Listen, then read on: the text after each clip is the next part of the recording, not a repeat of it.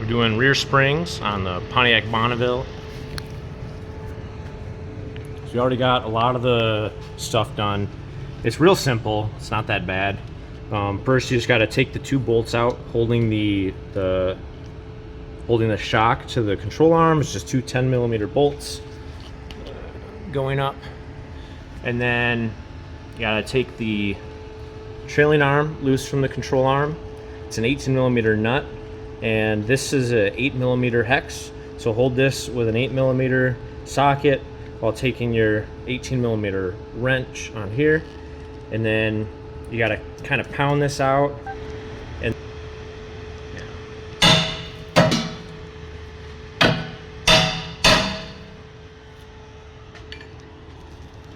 now we should be able to pry down on this with an actual pry bar.